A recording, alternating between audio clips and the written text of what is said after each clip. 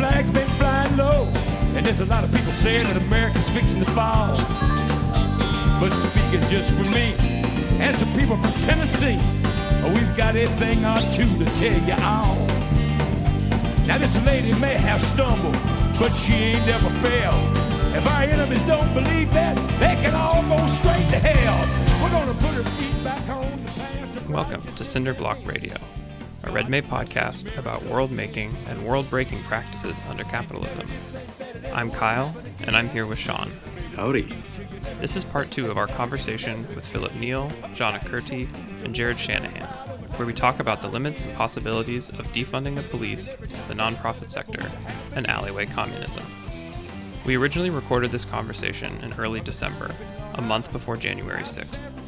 Along with part 2 of our original conversation, this episode includes a follow-up with Phil, Zhanna, and Jarrod about the Capitol riots, their composition, and what J6 means for the coming months of class struggle through the continuation of the pandemic. This podcast is a project coming out of Red May in Seattle, Washington. If you're interested in learning more, check out redmayseattle.org. You're listening to Cinder Bloc Radio. We make abstract concrete. And you never did think that it ever would happen again. In the very good future, you never did think that we'd ever get together again. But we died, show food, we're walking real proud, and we're talking real loud again. And so in our present movement, we have to ask, not just pointing out that these defund type politics have been popular at the ideological level, at the level of like thinking about things. I think the social democratic stuff kind of makes sense for a lot of people because it's first of all, it has nothing to do with socialism or even social democracy. It's like Johnson era liberalism, and that the reason is that it's easy for people to see, right? Because it's like one move ahead on the chessboard of history or whatever. It's one step ahead, and people can see how you would do that with most other things held constant in the way the world is presently organized. So it makes sense for people. They're like, oh, well, you just have the government give more money here rather than here, and that's the gist of what they're saying. But the defund stuff, and if we ask, how did this specific demand gain this hegemony, this popularity across the entire field? I would say it's not just because it appeals to people. Lots of things appeal to people. You can distribute a lot of popular ideas like effectively, but you need to have a material infrastructure, a practical way of doing that, and it makes it so that people actually listen to you.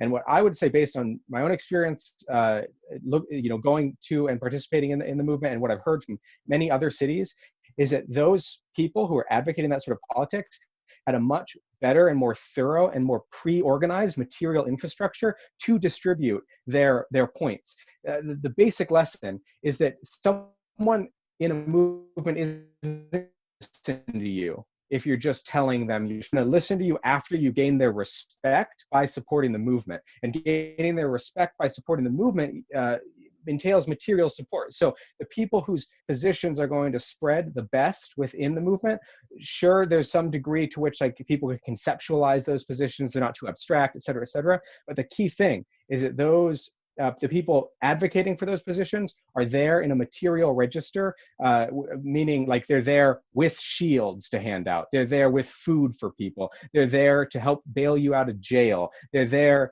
to help provide shelter when it's raining and all that stuff. And those people involved in abolitionist politics and defund movements, they were the ones who were largely doing that. There were more of them in many cities, but they had that capacity. And one reason they had that capacity is because this goes back to something that was said earlier. There's a new infrastructure that's developing within kind of the auspices of maybe the left wing of the Democratic Party that's been facilitating the development of that capacity for those sort of groups. There's a lot of money that gets funneled into Democratic Party patronage groups, traditional Democratic Party patronage groups, but also patronage groups that are founded on this progressive wing of the Democratic Party, this kind of new electoral, like local electoralism, that's more like democratic socialist in quality. And then all these NGOs that are affiliated with those. And these NGOs were really key to training a lot of people in this abolitionist current prior to the rebellion actually happening. Many of the people who are on the ground doing this either worked for NGOs already, or they'd gone to these trainings like the momentum trainings that distributed across like a lot of different cities in the US, or they had been in some sort of academic capacity where they'd gotten funds kind of less directly, but they worked at like one of the various like anti-sweatshop or labor-oriented groups or something on campuses that tend to recruit people into these like progressive Democratic Party organizations. So it does have to do with that kind of reorientation of the Democrats and the progressive wing of the Democrats around these sort of issues that are signaled by all the like, first woman to spy on us type thing. To kind of go back to Jared's point, like the ability of a lot of the umbrella of abolitionist defund groups, some of which are nonprofits, some of which are more grassroots, organizations that are not necessarily tied only to nonprofits, but their ability to kind of take in young people who have been politicized by this moment and offer them this political home, right, where they could make sense of the world, where they could like get involved with movements, right? So I do think there's something really important and interesting about that, right, that is happening. And we see this a lot in like Chicago, Asada's Daughters, right? All of these groups that have been able to just like really build with young people in a way that I would argue, folks in the ultra left or elsewhere have not, right? And that's not, to kind of get into how and why that has not happened. But I think that's an important thing to recognize, that they have been doing that work, right? But we could also kind of see the limits of that. And I think part of like one of the limits of the defund the police, and I think something that going forward is going to be really frustrating for a lot of the young people that are being involved in a lot of these groups, are going to be kind of like, first, just like the funding structures and the limits to what you can do or say, right? It's like, if you say something radical and you're part of these groupings that rely on funding, well, guess what? Like that funding may be pulled from under your feet, right? Also, like the focus on police and defunding the police alone, right, has its own limits. Again, like while defund the police became this rallying cry of the movement and so many people like rallied behind it, I would say that today, most Americans still want to reform the police, right? There is still a really big part of the American populace, many of which are ordinary, regular, Black and brown, working class people who don't necessarily want to see a police department defunded and not existing. So I think that's really important to recognize. That's one limit. And another thing is, it's like money is being reshuffled around in a moment of extreme crisis, right? And this crisis runs really deep. It's not just a crisis of wealth inequality, right? And I think this is why in the ultra left, right, like we kind of have to figure out the political language by which to talk to and capture the things that people are going through, right? So wealth inequality doesn't necessarily capture the ways in which we know that capitalism periodically is thrown into crisis, right? Like competition, accumulation, profit, like all of these things means that periodically capitalism is going to enter into crisis, right? So the issue is not just wealth inequality, right? That's kind of like this appearance that it takes, and it runs a lot deeper, right? And so defunding is going to hit limits, right? Organizationally, politically.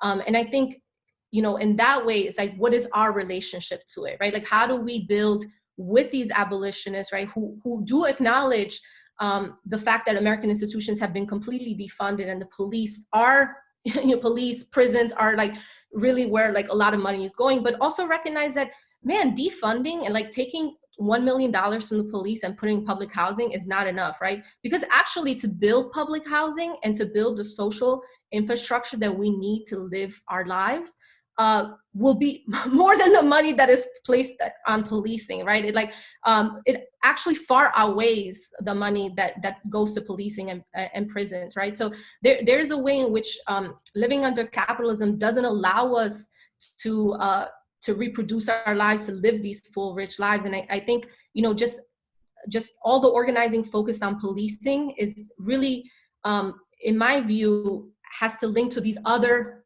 places where Americans experience crises, right? I mean, we're talking about COVID right now, where, at one point at the height of COVID, 25% of the American workforce was lost, right? We know that we were not at full employment even under Obama, right?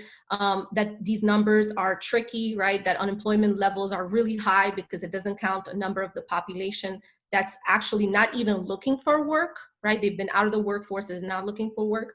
So we're facing really high levels of unemployment, a healthcare system that's in shambles, right? So I think while the defund demand is great, right? I do worry that as the crisis in American life intensifies, right, is going to lose some momentum, right? And then it's like, how do we make those connections, right? Because I think part of the kind of the ultra left anti-capitalist imaginary is to see that the problem is not just policing alone.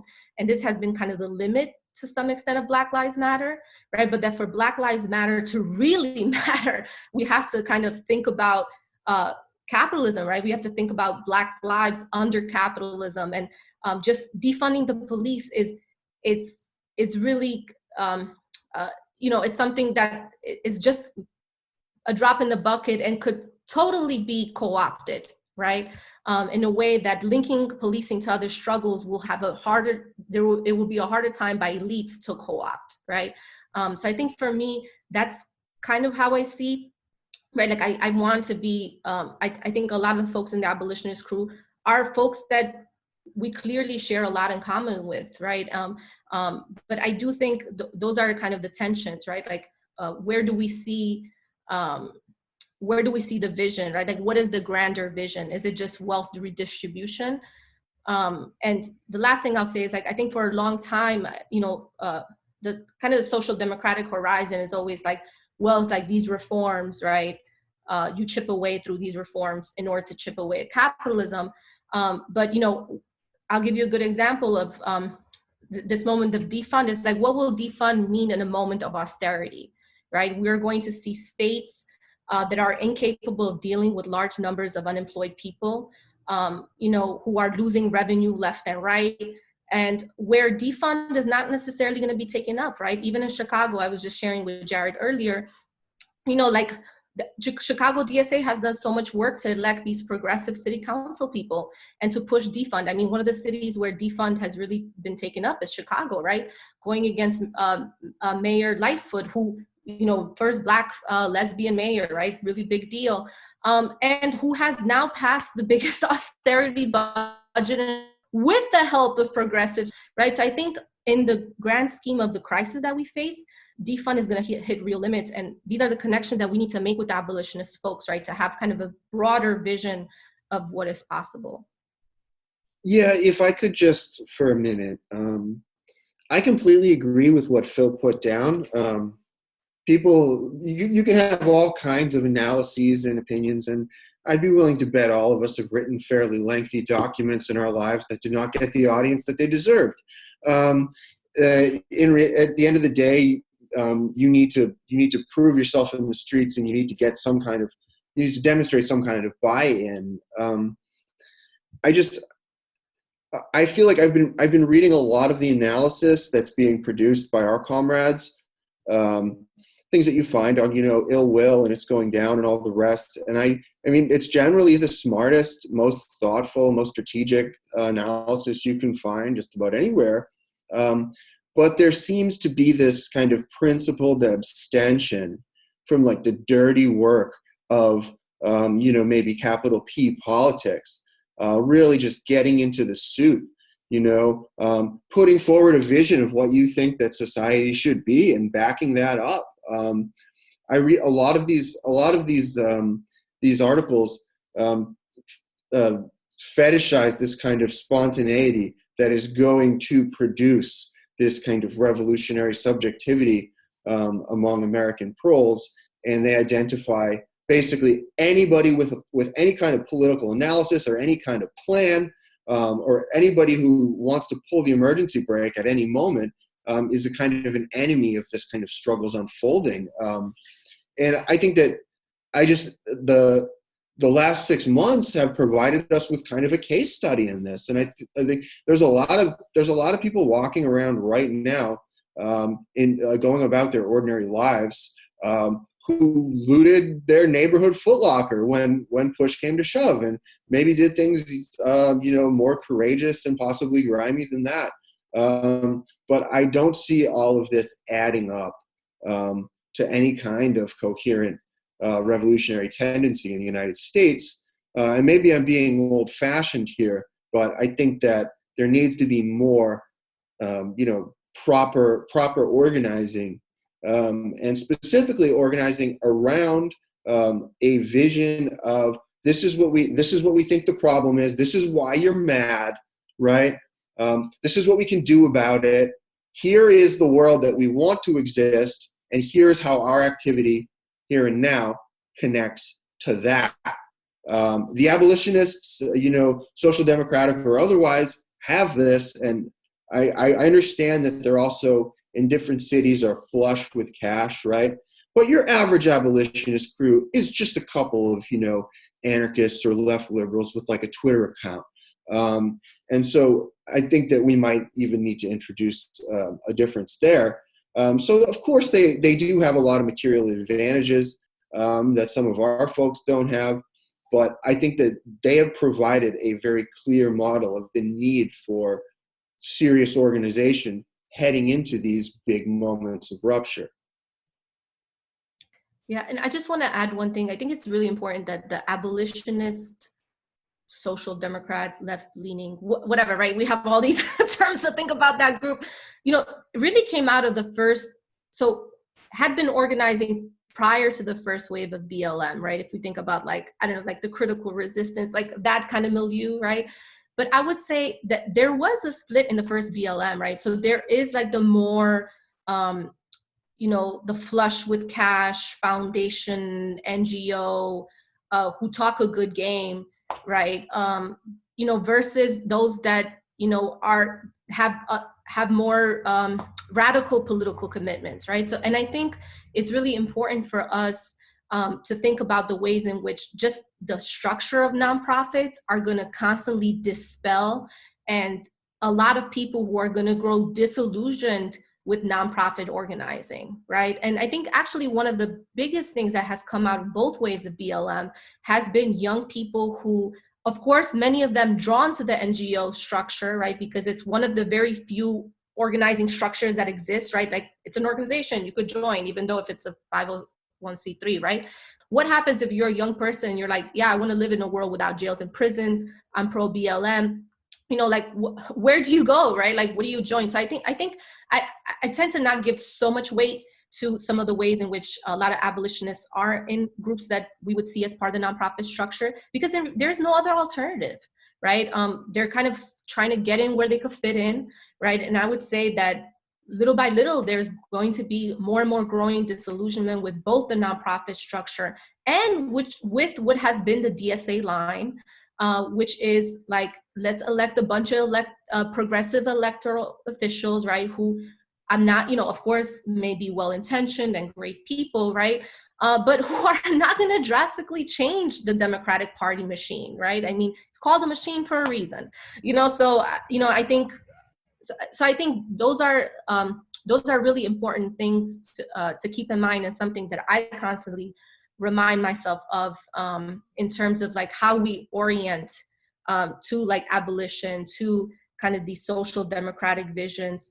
But I do think that we continuously chip away at like policing is just the tip of the iceberg, right? It's actually the crisis runs a lot deeper, right? And if we want to get millions of Americans on board, right, in the sense of like capturing the crisis they're going through, of course, policing is important, and it's like egregious and in your face, but it's just like there's so many other things, right? And I don't know, I think there's a moment of intervention and making connections that I do believe that there's a need for, right? There's a need to give political language to those crises. Yeah, and just for, we've been talking about the impact of some of the narratives around defund and over the summer. And I just wanted to share some of the, I think, Phil, you had hinted at opinion polls, and there were a couple done by Gallup in June and July. Again, we can sort of interpret these as we will, but they did point to around 58% of Americans thinking that policing needed major changes, with 36% saying minor changes. Again, sort of unclear what people mean when they think of major or minor changes. But if you combine the two, that's a fairly large proportion of people in the United States. But I think some of the components that we've all been talking about recently has to do with these questions of coherency around both the like really clear, coherent message of defund, and then sort of like an incoherent understanding of maybe necessarily what that means. And I think some of that comes out in some of the other results from these Gallup polls, where despite a majority of Americans thinking that policing needs major changes, when people were asked if they thought that police should spend more time in their neighborhood, the same amount of time in their neighborhood, or less time in their neighborhood, it was something like 20% of Americans or 19% of Americans wanted police to spend more time in their neighborhood, with 67% wanting them to spend the exact same amount of time in their neighborhood. So I think it speaks to, I think for a lot of Americans, that there has been some response to this very mass movement over the summer, but still like an uncertainty about what that vision looks like, despite the relative success, I think, particularly in urban centers around the defund banner. And I think a question that I'd be interested from hearing, maybe we can start with Phil and go to Zhandarka and Jarrod after that. But it, at least in places like Seattle, and I imagine in Chicago and elsewhere in these urban centers where defund has been so strong, we're sort of getting to a point in the political timeline where there have been the measures that have been put forth by these movements to try and attempt to defund the police in all these different ways, and that a lot of them are being sort of shut down at the level of city council politics. And I'm curious if you think that like it seems like there was a promise over the summer of what defund could do, and that maybe we're starting to see the sort of like the failure of being able to deliver on that promise. And I wonder, what do we think this means for the future of sort of like a certain type of political consciousness that comes out of the summer and into the fall through the election? Yeah, I think there's material limits to what they're trying to do. A lot of them are very near limits.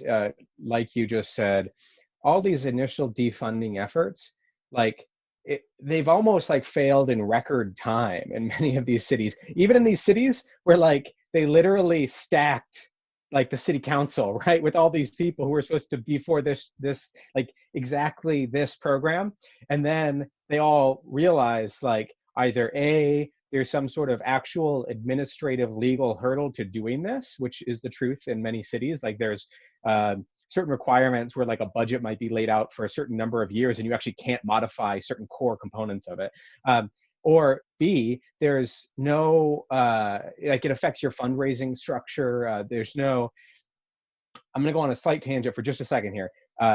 Very, very brief. People don't actually remember that the early municipal socialist movement in the US, what was called sewer socialism, or the election of like socialist mayors and stuff, what the material economic basis for that movement was the fact that American cities could issue independent bonds. They could fund measures to do all kinds of sewer building and things like that. It created actually a small debt bubble back in the day, but American cities actually can't do that anymore. They can't seek these alternative sources of funding in most cases. So that actually limits what like a municipal level government can even do in almost any kind of respect, because it limits the amount of money that's coming in. It poses all kinds of legal challenges to how you can use and can't use tax money and things like that. But the deeper point here is to go back to that point, that we learn through our hands, we learn by doing. That also means that we learn through kind of lived experience of failure.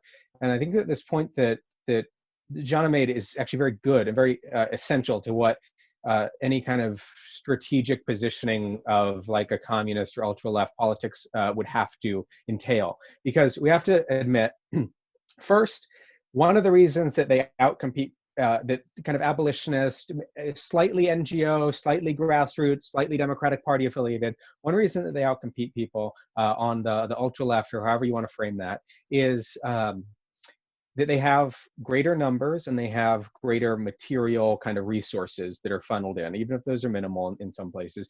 So we often speak of it as if we can kind of confront them head on in many cities, like you can outcompete them on the same terrain. It's just not true, because there's so many more people who are already into those politics or loosely affiliated with it, and you count up the number of ultra left communists in a given city on two hands, and then you run out.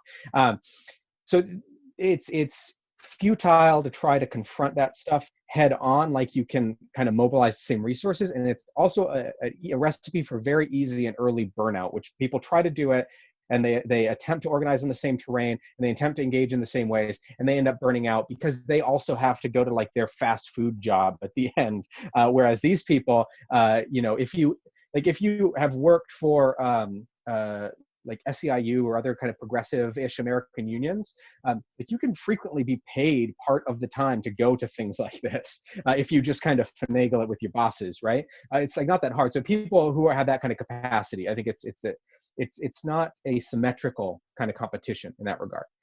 But that doesn't mean that you can't have strategic gains, because the historical progression here is more in the favor of the communists. That's like kind of a general truth when we're looking at these the progress of these struggles. What happens in each of these struggles? John made a great point earlier, which was that you can't really understand the character of these abolition groups and the composition of who's working for them and who's participating, who's attracted to that politics, without actually looking back, not at this current rebellion, but at the rebellion before it, at the first Black Lives Matter movement, what happened to it.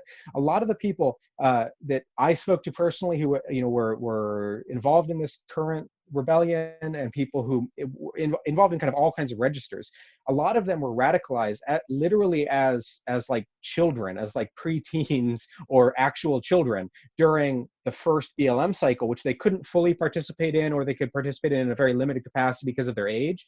And then they watched that cycle progress and be defeated in the particular way that it was, and they watched that split form between kind of abolitionist politics and the more grassroots light NGO side of that politics. And that led to a lot of, a process of radicalization for many people. It led a lot of people to go and join those sort of abolitionist groups that they saw as the only game in town, and then B, the game that was closer to that grassroots kind of quality and had the organizational capacity.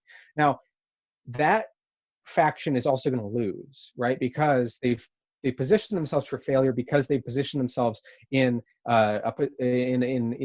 this logic of defunding that is going to fail for all the reasons that have already been pointed out. Even if it's successful, actually, the most dangerous form of failure for it is if it's successful, because that is where you might see right-wing politics take hold, because you're going to have this problem. Why do Americans think these things that you point out with these opinion polls, that like police should kind of have an equal presence, or we should change them a little bit but not abolish them, right?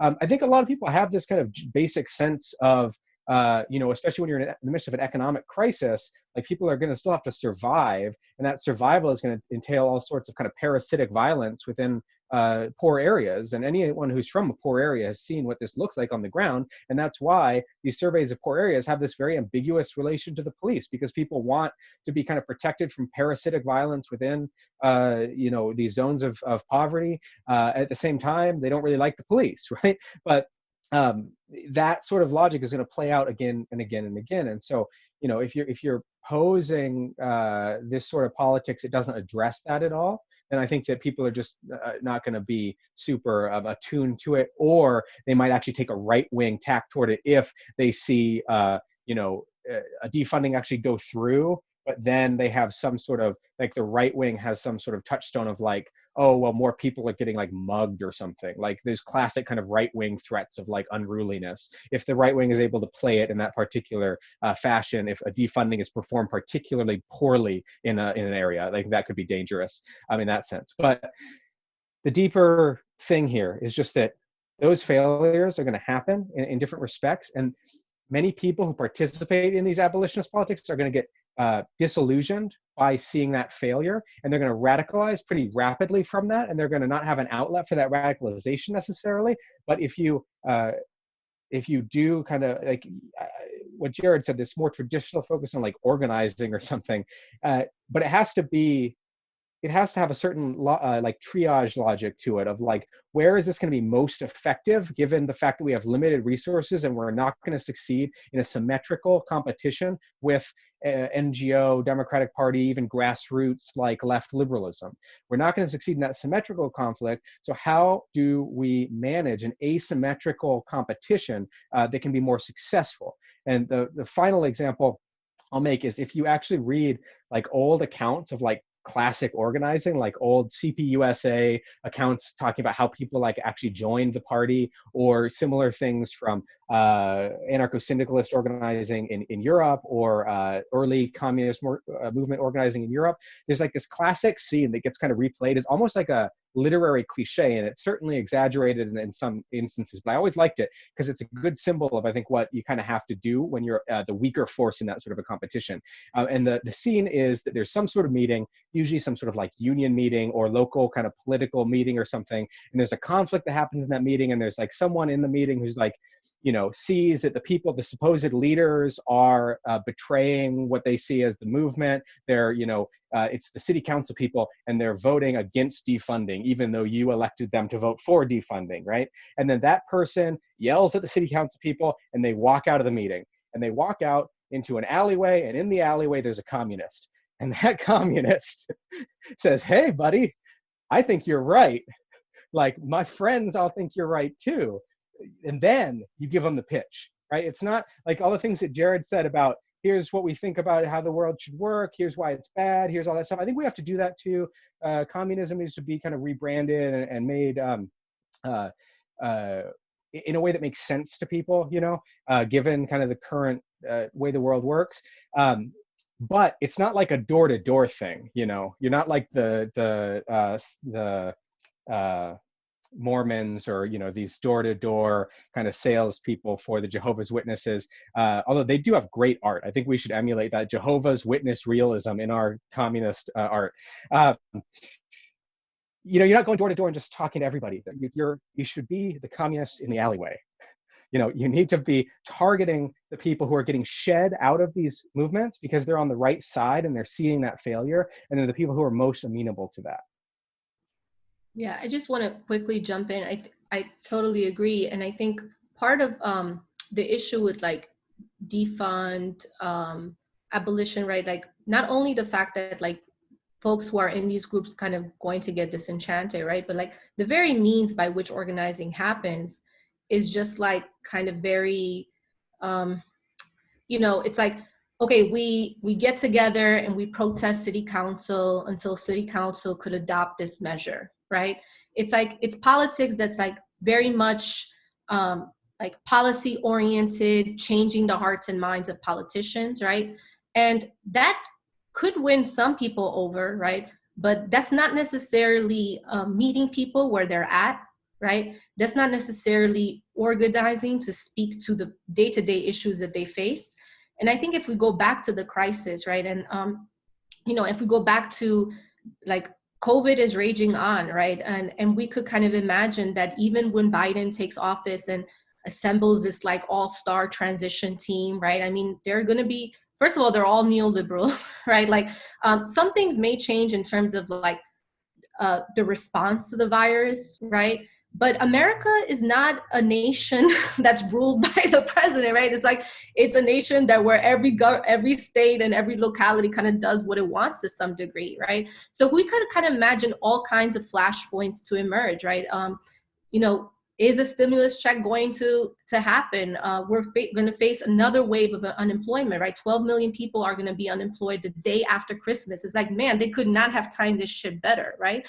So I do think like, I think in the kind of the grand scheme of things, and I, you know, perhaps these are not questions that we could answer today, right? But as we think about what it means to, you know, to move forward, is like that kind of like politics where you just elect city council people, you elect, you know, it's like, it's so slow moving, and could totally get messed up by the machines, right? I mean, as much as I love like AOC, right, from the Bronx, like You know, I appreciate that, right? I appreciate the fact that she goes toe to toe with these guys, right? I'm like, damn, she has so much energy to just constantly do that, right? But it's like, we would need like, I don't know, 50 squads or something, right? And it's like, how many more years we're gonna wait, right? By that time, we'll all be dead. So I think that's kind of like the reality, right? The reality is that the defund is not gonna only like hit limits in terms of like the funding and infrastructure, but it's like the very ways they organize is just like kind of electoral strategies, right? And I think since Occupy, there's been movements that like want to go beyond that, right? It's just that movement energy has been like channeled towards social democracy in this really real way, right? That is limiting, but also great to some degree, because now I think like communists could be like, all right, well, this is how we're different. And this is how we think about the world a little bit differently than just like redistributing wealth here and there, right? So it has both like the great things and the limits too.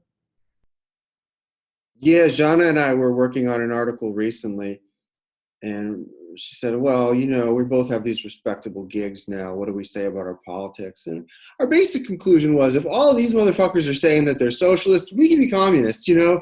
And I think that's a very interesting kind of political watershed that's going on right now. And in all seriousness, I mean, I think there's a serious risk to being sucked into these kind of reformist, electoral campaigns. And I mean, honestly, my heart goes out to anybody thinking that they're actually going to defund the police in any meaningful way right now through their activism. Because as Phil said, it was like a fucking world record, right? These things are just going down in flames all over the place. But I think that there's definitely an argument to be made for getting into the soup, being involved in these campaigns. And being there, maybe not in the alley, but, you know, being in the proverbial alley. And having and demonstrating in the process, you know, that you have some skin in the game, and just getting into the soup. I mean, these reformist, you know, campaigns, you know, can be infuriating, and the limits are very obvious. But as Jana and I tried to stake out in our discussion with Ill Will, and something else we wrote recently about that book, Prison by Any Other Name, for the Book and Rail, that there is this is in a lot of ways the terrain that we're fighting on right now, and the terrain that's underneath the feet of a lot of these folks who are attracted to these politics, not because they really want to sit in like a human resources-led nonprofit meeting and talk about people's feelings for 4 hours, but because they desire human emancipation, right? The terrain that those people are standing on is changing. And that movement, coupled with the obvious limitations that we know about electoralism, about the nonprofit structure, and all the rest, is a recipe for, you know, some serious contention that we should definitely be present for.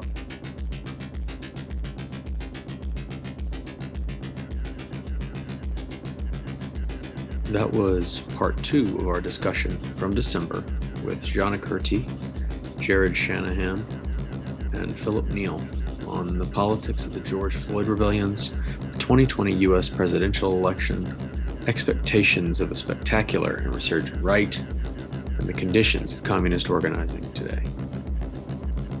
It's at this point that we turn to the events of January 6th. The Capitol riots revealed the harsh breaks and edges tracing the real divide constitutive to capitalist social relations in the U.S. today. As we watched events unfold from D.C. to Washington State, we thought of this discussion, how their different expectations for the right wing were converging in front of us. A moment of right resurgence, sharply clarified through spectacular political violence. So we reached back out to Phil, then Jana and Jarrod, to talk us through the worth and the meaning of the protests on the Capitol.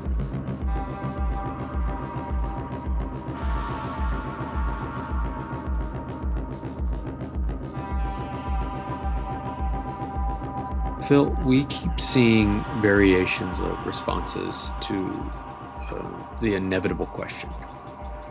While it seems that the events on the 6th have gained a proper name in the Capitol riots, what what exactly happened here? Was this a coup, as so many commentators have been calling it, or was it more properly a putsch, a civilian maneuver for power? Was this just a right-wing protest, or are we looking at something else? So earlier in the talk, I kind of characterized the last several months of like the election and the discourse around the election as the civil war that didn't happen. And now I think we can say that the events of the Capitol storming sort of give a conclusion to that with the coup that didn't happen. It was widely characterized as kind of a coup, as an attempt to take power, but what it really symbolized was the deep incapacity of the this kind of manifestation, this incarnation of the far right, to actually wield power. They proved themselves really incapable of wielding power, of really doing anything after they had stormed the gates, right? They got into the building and they very quickly proved themselves to be completely cartoonish idiots, just kind of wandering around dazed. What the deeper significance there is basically that it's a really good representation of the way that the far right has existed, largely through kind of these spectacular performances that are largely discursive and discursive. We could call them like kind of discourse plus violence is what I would think of. Not real mass organizing, not real deployment of power at any real scale, but a lot of discourse, a lot of talk about what's going on and talk about the far right, and the far right talking about itself and rebranding itself, plus these moments of spectacular violence that appear good on camera. That's what's defined the far right under Trump. And that's what makes people feel like there's been a resurgence, even when you actually look at the numbers of people participating and all of that. And it hasn't changed that much over the entire kind of administration. It's that's very clearly signaled by the fact that so few people participated in the Capitol storming. Now, I know it seems like a lot of people, but think about it for a second. Over the summer, how many people were involved in the rebellion in each individual city? Every single city in America, every major city in America, for the most part, had crowds of that size squaring off against the police. But it took the far right this entire kind of season of organizing to coordinate, to get everyone to fly out on their private jets, apparently, to the Capitol in order to engage in this at kind of their version of the mass scale, which is basically busing people into a single location. That's what they've been doing for the entire kind of Trump administration, was doing these events that required everyone to be bussed in from like Vancouver, Washington to Portland to fight the left, and then everyone go home to their house in these exurbs. The next 2 years, we'll probably see something of a real crackdown on the far right as it existed under Trump. We will probably see, for example, that even though many of the people involved in the Capitol storming will not get as severe sentencing as will have as severe of sentences applied to them as just the average person breaking a window over the summer, there will be charges leveled against certain people, and there will particularly be some attempt to trace out the existing leadership in the far right in this incarnation, and to punish those people with federal charges, similar to how that has happened in previous kind of administrations at these kind of turning points. That will, of course, be assisted by the passage of new kind of anti-terrorism laws. I think it's worthwhile to remember, like, obviously, the government has never needed an excuse to crack down on the left, has never needed an excuse to pass like anti-communist laws, et cetera, et cetera. But it is worthwhile to remember that back in the 90s, a lot of the repressive apparatus that exists today was built up with two different justifications. One justification, which was basically the legislative policies conducted largely by Biden himself back then, was the kind of war on crime, war on drugs type building up of the incarceration apparatus and all of that. We're pretty familiar with that story today, how that works. But the other side of it, right, was this early series of counterterrorism laws that were passed before 9/11 and all that happened. But the early counterterrorism laws were all passed with public justification given through reference to the rising far right of the militia movement at the time, the Oklahoma City bombing, everything that happened kind of post Waco.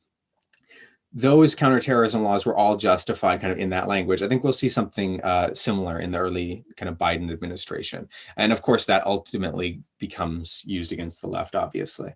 At the same time, what's going to happen kind of behind the scenes is that a new far right will probably compose itself, and it potentially can compose itself with more of a mass base if it's able to kind of step into the vacuum of the vacuum of kind of power in challenging the federal government or challenging kind of the ruling elites in general. It's hard to predict exactly how they will do that. Historically, the far right has usually staged battles around especially land politics and things like that. That's what we saw under Obama. That's also kind of was an important component of all those conflicts in the early 90s. What that tends to look like is the Bundys in Nevada, or these kind of armed standoffs with representatives of the federal government trying to enforce kind of land laws and these kind of rents that the federal government takes on through land and taxes and things like that. But I do think that our current conditions offer a somewhat different kind of opening for the far right, not just for the far right, kind of for everybody, but you could sort of see how the far right specifically might be primed to kind of fill this position. And that's the kind of general discontent around lockdown and the pandemic and the handling of it. Now let's imagine a scenario. This might not be what happens, but let's imagine a scenario where the vaccines don't really work, or they work, but then there's new strains that are resistant to the vaccines, and we have the next 2-3 years of going kind of constantly in and out of lockdown again. And every time we go in and out of lockdown, the Democrats do their normal thing and they say $2,000 and they give you $600 and then maybe a little bit more later, right? And every time they do it, and everyone can see that it's bullshit, and everyone can see what they're doing, and everyone hates them, right, for doing it. But then what if in that context, you start to see kind of organic organizing on the far right to go defend, do armed defense of businesses that are reopening against lockdown measures because there's no federal fucking aid given to anybody at that point. Unemployment has run out and all the kickbacks have been taken by, the big companies. And so then they organize in this kind of very traditional realm of the far right by defending smallholders against big government or things like that, against the urban elites, that sort of thing. So you can imagine situations like that where they would garner a lot more mass sympathy and be again engaged in this kind of grassroots organizing that the far right started to do under Obama, and then kind of was kind of evaporated under Trump in many ways, evaporated into kind of this spectacular violence. So I think that's really kind of the risk. To summarize, I think what we might say is that January 6th represents the death of the far right the death of the far right as spectacle, right, as kind of this Trumpist spectacle. At the same time, January 6th represents maybe the birth of a much more deadly far right. We could also phrase this as saying, as something like, maybe January 6th represents it'll represent a point of reference in the future, even if kind of the existing far right is beheaded. It wasn't that competent anyways, right? But it can represent this kind of spectacular symbol that's referred to by people in the future. So we could say something like, well, we don't, maybe there's a couple ways to say this. I don't want to emphasize the importance of Trump too much, but we could, to frame it in a way that liberals can understand, maybe we could say something like Donald Trump has not yet been born. Whatever beast the name Trump invokes, that has not actually yet seen the light of day. But the far right in the future is what will kind of flesh that idea out, right? As this symbolic point of reference for their like myth of salvific violence to restore America. I think that's the dangerous thing. And I think that's going to happen, under a Democratic president, especially one as decrepit and weak and pathetic as Joe Biden, as unpopular as Joe Biden. So what can the left draw from, this January moment? Is there anything usable here? Maybe more broadly as well, what can we expect from, let's say, both the left and the right in the coming months? It's good to first kind of clarify or summarize the sort of historical conditions that we're in, because I think they're kind of unique. And I think that we get really diverted sometimes the way that we talk about these things because we want a little bit more of a conscious subject than exists right now. And by subject, I mean like a political body that's capable of like doing things on purpose and doing some degree of kind of planning and coordination in order to do those things. But I think the conditions that we're really in,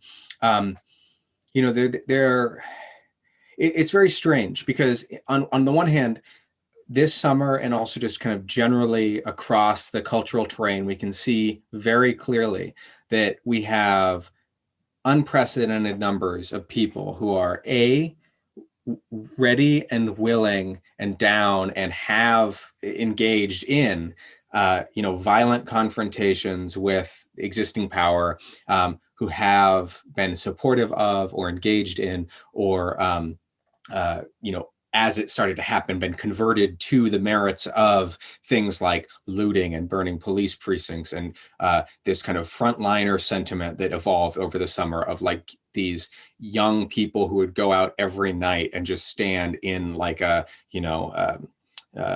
Roman style shield formation against the police and just kind of getting that sort of knowledge, that sort of learned politics that comes in not through reading books, but through embodied kind of politics on the street and the embodied kind of motion, politics learned through the hands.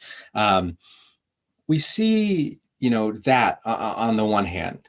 On the other hand, at the cultural terrain, it's very clear there's like extremely wide sympathy and openness and interest in far left politics, right? There's a latent kind of communism that's visible, even not just in like this riotous behavior, but also in like what people are actually like looking for and learning about. And of course, it's like all kind of new and amorphous, and it turns people down some very dead end kind of alleyways, and they get interested in all kinds of weird stuff. And some of them are just on Twitter, and some of them are on Twitter and out in the streets, and some of them are just out in the streets, right? So it has these different manifestations. The overall thing, though, is that there's a large kind of de facto historical body that's taking shape, and it has this kind of left-wing slant to it. I don't think it's really correct to call it the left, right? I think it's maybe like the left in this very, very broad sense of like a de facto, like lowercase left, the leftward leanings of people in general, the leftward leaning and kind of invariant like communist aspects of the events of the summer. At the same time, there's no like big L left as like an organized body. Or there isn't one that's worth really respect or worth the name, right? There is like this big L left, and they're all miserable. Like it's horrible. It's people who are tailing events, trying to make sense of them afterwards. And they're those people, everyone knows this if you go to these events, but you go to something over the summer, right? And it's like maybe you go there kind of hoping it'll pop off and it'll be kind of exciting and you'll get to do some fun stuff, but you go there and there's like a stage, and that's always a bad sign. There's a stage, right? And on the stage is some fucking person like talking in just the most self-absorbed way, but talking like about, not technically about themselves, but like in this way that's just so narcissistic. And so like, I know, like we've been out here, like that's one thing you'll hear, right? Is we've been out here, we've been organizing, and you guys need to like listen to us because we've been out here. That doesn't fucking matter, very clearly that's like, setting up this kind of stage and lecturing people at an event that otherwise would be incendiary, right? Would be like a battle with the police. Like that's clearly a conservative thing. Like you're not convincing anybody in that scenario. There's obviously times to kind of communicate and lecture and discuss the ideas and stuff, but to do that, right, to put up the stage in the middle of what would otherwise be a battle, right? That's I think where that capital L left comes in, and it comes in as in a suppressive capacity. So it kind of suppresses what's going on. And then other than that, it just comes in this way that's kind of irrelevant. Like everyone has their own little niche on the internet and on social media, and they're like a leftist in that sense, right?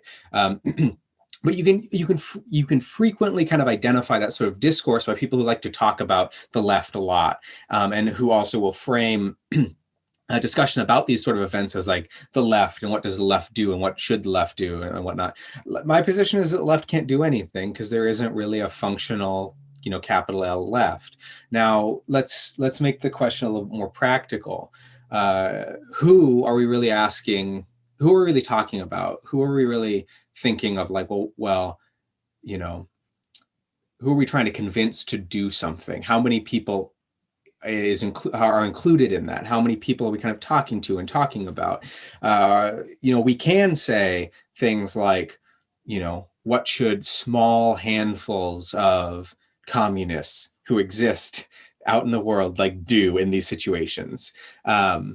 We can say things like, what should we try to kind of communicate to and in connecting with like some of the small little organized grouplets that have emerged from this summer, like what should be the main lines of communication and the main things that we kind of emphasize in those discussions and all that stuff. But I think the point is more that you can't have general conversations about what the left should do or could do because the left can't do anything. It doesn't exist, right? So you're talking about questions of you have to talk less about questions of large scale kind of mass activity as if it could be coordinated, and more questions of local recomposition of like, how could you actually build up capacity for larger scale coordination?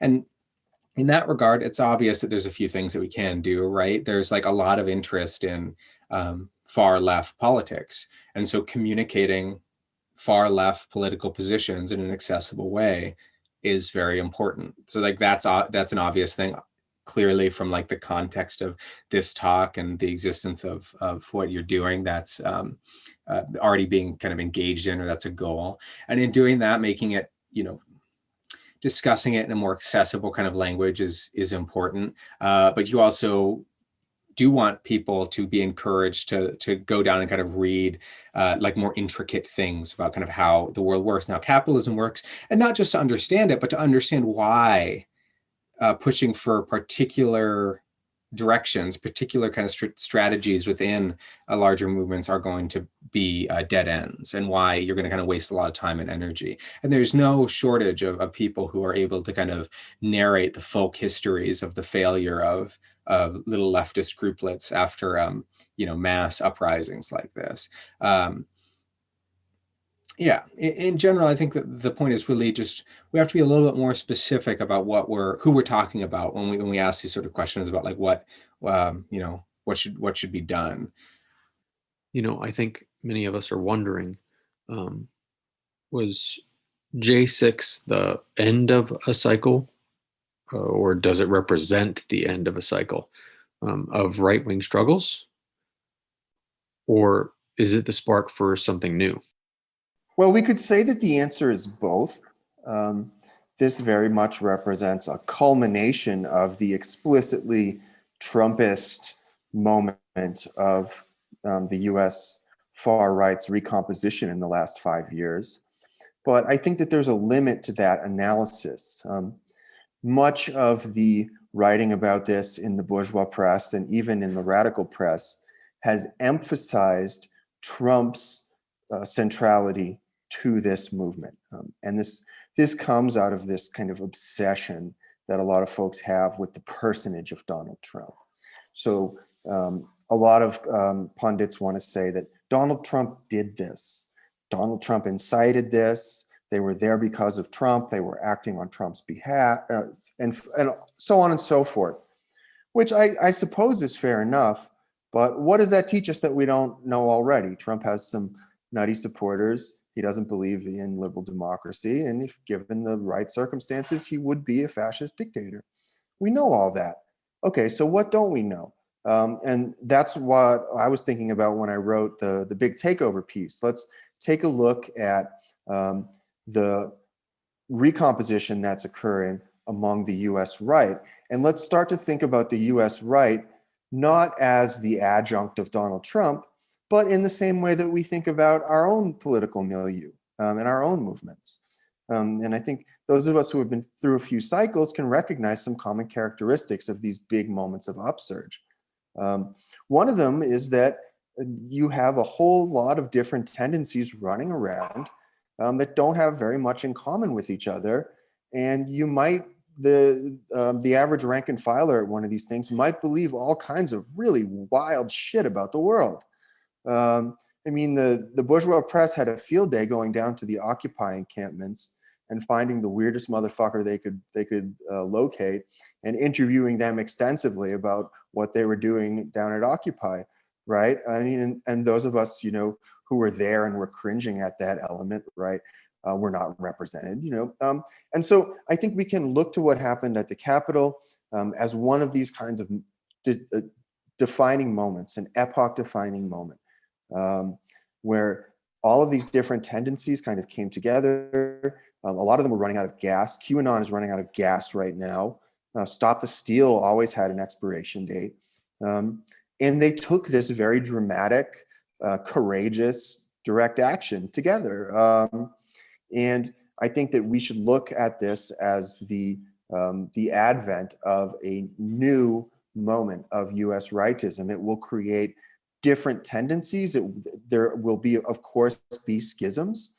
There will be, folks who distance themselves from extra judicial violence, right? And there are some folks who would say political violence is right on. I'm glad we did that, But I think that the most valuable insights we can take from this come from looking at what is new. I just want to add to what Jarrod was saying, that I think the current moment of COVID has also an added aspect to the recomposition. And I was thinking a lot about when I was first watching the videos of the rioters scaling the Capitol building. I was reminded a lot back, actually just before the George Floyd Rebellion in early April, when, Michigan, I believe it was like 1,000 people showed up to the state capitol and led this protest against the lockdowns, right, which were being imposed by the Democratic governor. And, they circled the state capitol. They participated in a traffic jam, right? They stood in their vehicles. And this was at a time when Michigan was experiencing a lot of a huge COVID outbreak. It was third in the nation at the time, right? And these folks were, wanted Michigan to reopen. The protest lasted 8 hours. Nobody was arrested. Of course, the police said that the protesters did not pose a threat, even though some were armed. And then guess what? They returned. 15 days later, Trump tweets, "Liberate Michigan."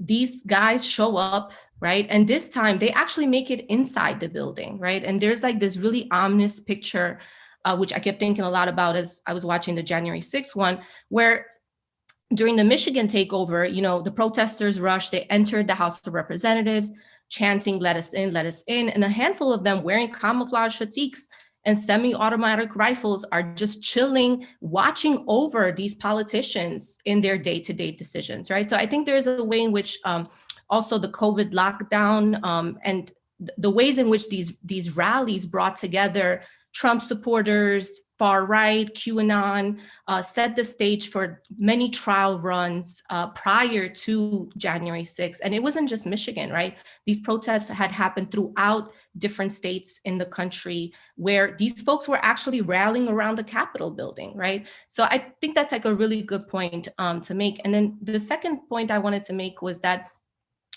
these are also global, right? I think there's like there's an aspect of these lockdown protests that have also happened in Germany has been like a really interesting case, which has also seen a lot of violence and has seen another also, to some degree, a recomposition of their far right, with far more radical graffiti that has not been seen since the 2015 refugee crisis, right? So there's a way in which there's something particular about the United States in this moment, but that also relates to what is happening at a global level.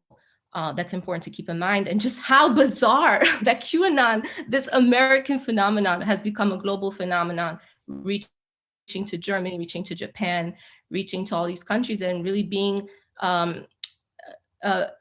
really pushing a radical rhetoric, right, of patriotism, of taking charge, of actually taking action, right? So a lot of the folks in the Capitol siege, were also QAnon believers, right? That almost provided the religious rhetoric and belief in, in taking action, right? So I think all these things are coming together. One more thing that I have to add, and I agree with everything you said, Jana. Didn't it look like so much fun? Man, when that dude was on chilling in Nancy Pelosi's office, feet on her desk, I was like, yes, take all her stuff. I mean, there's a way in which I think people, you're right, like people look at that and say, man, like they did it. They achieved what most people wish, right? Which was like, these politicians are doing nothing, right? They're collecting these checks. They're like not even going to work. They took like a 4-day weekend or something, right? And it surprises the official society, the polite society pundits and all the rest, how much a lot of people just fucking hate them and hate DC. I remember when the first Independence Day movie came out in the mid 90s, and the aliens were blowing up fucking Washington. Audiences across the United States were cheering, and you could read these journalists scratching their heads. Why is this that they're so happy to see the White House blow up? You're right, and I think that's going to persist beyond Trump leaving office, right? So the ways in which the center, again, is coming apart, cannot hold together. And so many people, right, have these anti-establishment politics. And when you look at QAnon and you look at so much that has been written about it, at the heart of it is this anti-establishment politics, right? This real disenchantment with the global elites. I mean, they're so terrible that they're like a pedophile ring, right? It's like, I guess, child trafficking, right? Like all of these kinds of things, but it does speak to just how many folks are just over politicians, right? Yeah, I wonder how much you think that this sort of massified anti-establishment sort of like mindset sort of expands into one that's like explicitly willing to engage in like political violence against the police. I mean, I think that was another thing that was interesting or sort of like shocking to a lot of people watching January 6th was like people with Blue Lives Matter flags, like fighting the cops. And John, I'm glad earlier that you brought up like cases like Germany and other countries, right, to see the way that some of these dynamics are also international, because that is an international dynamic of this, is the fact that like many other countries around the world have right-wing factions of people that are like anti-police. So you see this in like reactionary soccer hooliganism in Europe, and other movements. I'm like, it doesn't seem that different than other places around the world, but certainly something that seems different for the U.S. context. So I'm wondering if either of you wanted to speak to that a little bit. It presents us with a puzzle, and I think this is the time to step beyond these kind of leftist axioms that people love to share on Twitter, which basically flatten all of the things that are bad in society together. So, the police are the same thing as the capitalist state, which is the same thing as white supremacy, which is the same thing as somebody being an asshole in their interpersonal relations. And this kind of analysis actually prohibits us or inhibits us from understanding the specificities that unfold in a moment like this. The police are by no means the unthinking instruments of the state, local, and federal governments that employ them. And if you know anything about the history of police organizing, you would know that police are actually routinely at odds, especially in big cities, with the mayors and the politicians who are their nominal bosses. In fact, this was not the first time that Rudy Giuliani incited a riot of plainclothes police officers. As some of you might know, in the early 1990s, Giuliani was allegedly gave a firebrand speech at one of New York's several off-duty police riots that occurred from the 70s to the early 90s, in which these hordes of drunk cops would descend on City Hall and they would rumble with on-duty cops. And what they were fighting for was just their complete autonomy, their complete independence from any kind of civilian oversight. And I think that the left is correct to fixate on police murder and police violence in a way, because the police measure their power, the power that they have as workers in their workplace. They measure that power by their ability to get away with violence and get away with treating people like shit. That's why they come out of the woodwork to defend their colleagues who do even the worst thing, right? So on the one hand, this is something that's actually, it's a long-standing tradition within US policing. And I did not emphasize that in the Capitol Takeover article, because I was interested in the second part of this, which is that there actually is the rumblings of a serious anti-state revolutionary right that considers the government illegitimate, does not consider itself to have to follow their laws, invokes 1776 as a meme, and that, ironically enough, this movement grew in tandem with the Blue Lives Matter movement and the lockdown protests and Stop the Steal. And you can see how this kind of demand for police autonomy that we have seen throughout American police departments since at least the 1960s, since the procedural revolution of the Warren Court, right, which limited police power in a lot of ways, at least on paper, that this demand for police autonomy actually could assume a revolutionary dimension. At this point, and I don't feel like we have any hard data on this yet, but there at least appears to be a serious cross-class alignment among the protesters from the Capitol riots. What are the class and demographic compositions of J6 as far as we can tell?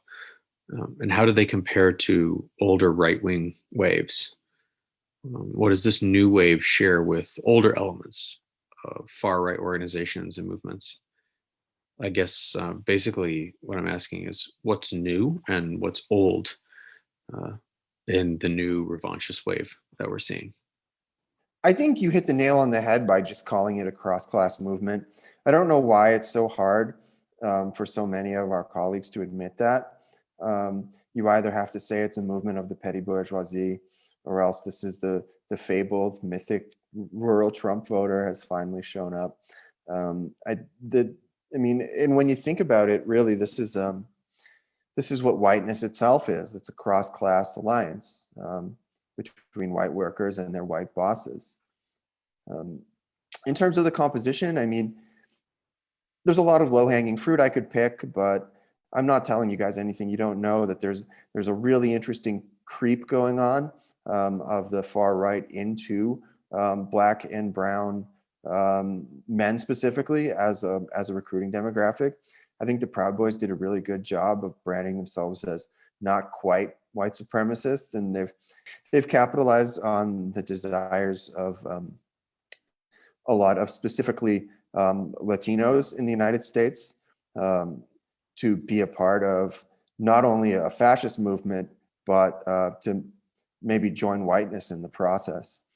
And that's a shift that we'll probably see going on en masse in our lifetimes. And as for the component of the former military, I mean, isn't this the the nightmare of every imperialist state, that you're just basically creating an army of a well-trained army of proletarians who can execute the dirty business that you taught them to do overseas at home against you. This is like the reactionary version of Killmonger, who was of course a great comrade. I just wanted to add to the military aspect in terms of also what we saw I want to add and say that there's also the gender dynamic of the woman that was shot and killed being turned into this martyr. And, you know, she was this 35-year-old, again, former Army veteran, as Jared was talking about, who spent half of her life in the military, came back and tried to get herself together, had unsuccessful business, right? Was in a lot of debt. Another woman that died of medical reasons was also around the similar age, 34 years old, a QAnon adherent, a recovering drug addict, right? So I think there's also a way in which we see the gender dynamics of QAnon specifically, right? Like a lot of women being brought into it, to the far right conspiracy stuff. And also folks that are just trying to look for some type of hope amidst their misery, right? So I think the gender dynamics and women's participation is really important. And I'm sure folks will continue to flesh this out as, you know, we will continue to see these phenomenons unravel. Yeah, I mean, just to add something quickly to that, I think the gender dynamics of people that have lost their jobs during the pandemic has pushed pretty heavily toward being mostly women. So I think that, that component kind of plays into it as well. Another question we had for both of you was around sort of like left immiseration theses, stances, where, if the assumption that once things get really, really bad, then we're going to have some type of coherent possibility for like a revolutionary movement. And, a lot of times the critiques against more like established left politics or the sort of the organ of the nonprofit sector has been like, these are the types of organizations that are keeping things barely livable. And if only those would go away, then you would have this like immiseration that would create a true revolutionary practice or something. And I think that these events at the Capitol really can demonstrate clearly for those that maybe otherwise didn't see it beforehand, that there is no writing in the sand, or there's no there's sort of no inevitability about a lot of this stuff. So I think it's kind of can be like a helpful way to rethink what social crisis looks like, and how we on the left or whoever we are want to react to that productively. Yeah, I just want to add and say, well, if gun sales are any indication, we are definitely not headed for, it's a lot more complicated than immiseration is going to yield collective action and the skies are going to open up and communism is going to fall down. This was the year 2020 was the year that saw the most gun sales. 5 more million Americans have been armed in 2020 than in the past, right? So the last time that gun sales were so high was 2016. Again, always on the eve of, the fears of the Democrats winning power. And this time had a lot to do with COVID, right? Once most states went into lockdowns, people went to go buy arms, right? I mean, they weren't just buying toilet paper, they were also buying guns. So I think that's that's important to keep in mind. I think we're just going to see such a mix of responses that will continue to surprise us. Well, first of all, I don't think any of us could have imagined that we would have spent 2020 under lockdown, wearing masks, matching masks to outfits. So I do think we're going to probably see a lot more protests against lockdowns, right? As states, and that goes beyond the United States, are going to be really incapable of paying people to stay home, right? And I think there's an element of the anti-lockdown protest that folks can sympathize with, right? This push that people are like, I have to go to work, because if I don't go to work, I literally starve to death, right? I've been actually really surprised by and taken aback by what's happened in Tunisia recently. It just happened, and it's on the heels of the 10th anniversary of the Arab Spring, and basically there was a 4-day lockdown that was initiated by the government because the rates of COVID in Tunisia are the highest in most of Africa, actually. And to control these alarming rates, the states imposed a 4-day lockdown, and there's been so much violent confrontation, right? And not a lot of it has actually been right wing. The people that are on the streets are the same people that came out 10 years ago during Arab Spring, or were politicized by that, and are going around and saying, we are tired of this government being unable to address this crisis, right? And COVID has made it worse. And I had looked up, I was really interested in what was happening. So I looked up, BBC did these interviews with young people, because there's been so many clashes between youth and police in Tunisia in the past few days. And one of the interviews asked, like, what are you doing? How you think of this? And that young person lived in the same neighborhood that was central to the past 2011 uprising. And the young person says, it's true, we have freedoms now, but we discovered that our dreams will not materialize. And I thought that was really poignant about just the limits of even the wins that, Arab Spring made, right? In terms of like replacing despotic regimes or something, right? And I like to think that we're going to see a resurgence of those struggles, right? As more and more states, it's not just the United States, are feeling the pinch of an economic slowdown. I mean, Biden in the United States is entering and can do very little to change the dynamics of global capital in terms of the economic depression that we are set to enter, right? So there's all of these things that I don't necessarily see the situation getting better, right? But I think the anti-lockdown protests may magnify and become a little more blurred than just like these far right tendencies, right? But at the same time, it is disheartening. So I do agree with you to see, well, on the one hand, you have a wonderful and amazing George Floyd rebellion, but on the other hand, millions of Americans are just, figuring out their lives, right? And are like, well, I have to do this. I have to go to work with the mask. I go around Knoxville, Tennessee, and well, you could be anywhere, right? And essential workers, going to work with a mask, and other people now wearing a mask. Like I go to Walmart, there's so many people that shop without masks, right? And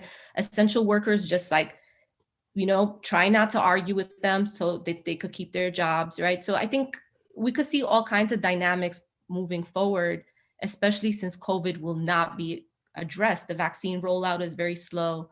The United States has made all these back deals with manufacturers of vaccines, and they still cannot vaccinate the American population. The global South, I mean, I don't even know when they're going to get the vaccine. Some are saying not until 2024 are most people in the global South going to be vaccinated. We're just in this age of COVID pandemic that is not going to go away so easily, I think, and could engender all kinds of struggles that are not so neat